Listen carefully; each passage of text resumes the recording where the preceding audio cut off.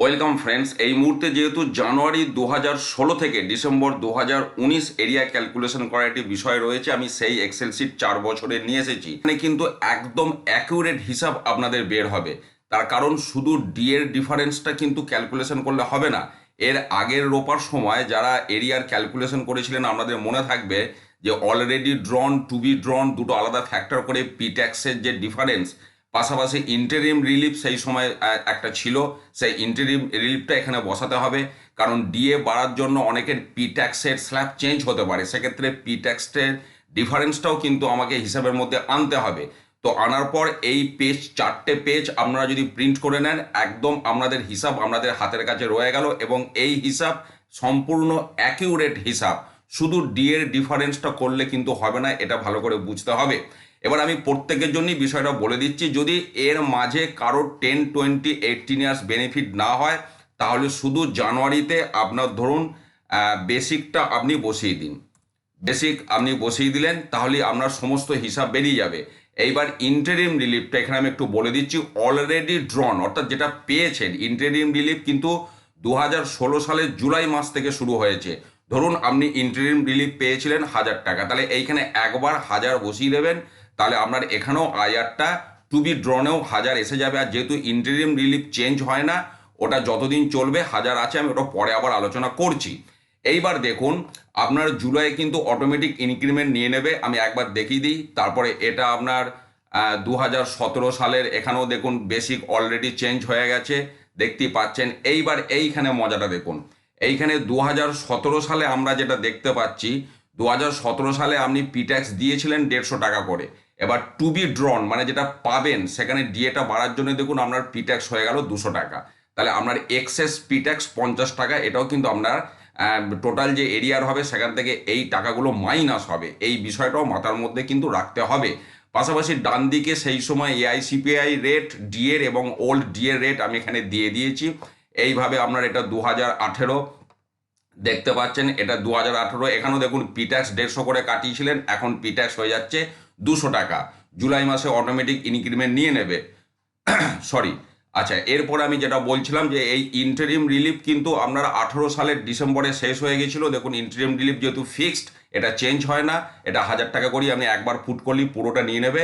যে কারণে দেখুন 19 সালে আর কিন্তু আপনার ইন্টারিম রিলিফ নেই, এই ঘরটা ফাঁকা। এবার আমি যেটা বলছিলাম, ধরুন কারোর হয়তো জুলাই মাসে 10 ইয়ার্স হয়েছে, জুলাই মাসে 10, 20 বা 18 ইয়ার্স বেনিফিট নিয়েছেন, ইনক্রিমেন্ট হয়েছে। তো ধরুন 15,450টা আপনার হয়তো 17,000 হয়েছে, তাহলে আপনি এখানে 17,000 বসিয়ে দেবেন, বাকিগুলো আমরা যেমন চলছে চলবে।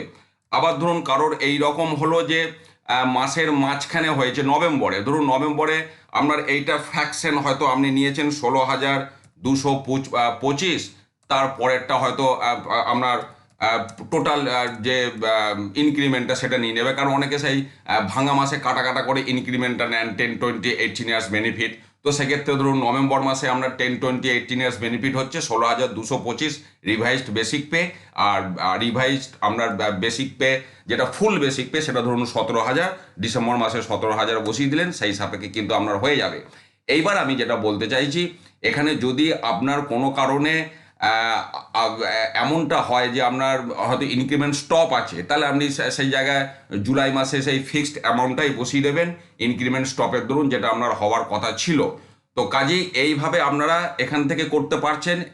এটা হলো আপনাদের যাদের চাকুরিজীবী। এবার পেনশনারদের ক্ষেত্রে বলি, পেনশনারদের ক্ষেত্রে ইন্টারিম রিলিফের কোনো ব্যাপার নেই। আপনাদের আপনাদের এই এখানে যেগুলো নেই, যে জায়গাগুলো, সেগুলো এখান থেকে সিলেক্ট করে আপনারা ডিলিট করে দেবেন। যেমন এই যে এইচআরে আপনারা এগুলো ডিলিট করে দিন, কোনো অসুবিধা নেই। বেসিক ধরুন আপনার 15,000, এবার আপনাদের তো ইনক্রিমেন্ট হয় না, তাহলে জুলাই মাসে তো আপনার বেসিকটা আবার 15,000 পুট করে দেবেন যারা পেনশনার।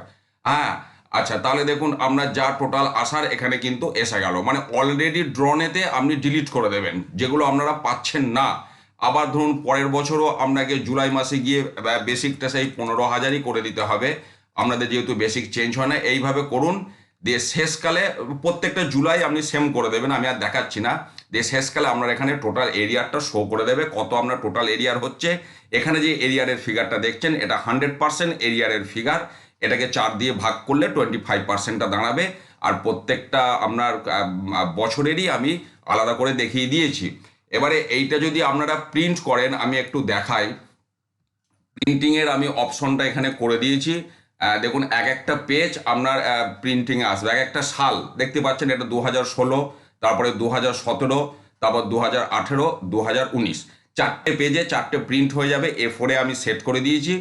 আর এই এক্সেল শিটটা ডাউনলোড করার লিঙ্ক ভিডিও ডেসক্রিপশানে দেওয়া আছে, এবং এই স্ট্রাকচারটাই কিন্তু আপনাদের কাজে লাগবে। আমি আগেও বলেছি আবার বলছি, 2009 সালে যারা করেছিলেন মনে থাকবে এই স্ট্রাকচারে আপনারা করেছিলেন, এই স্ট্রাকচারেই হিসাব করতে হবে, এটাই অ্যাকিউরেট হিসাব। ভালো থাকুন, সুস্থ থাকুন, ধন্যবাদ।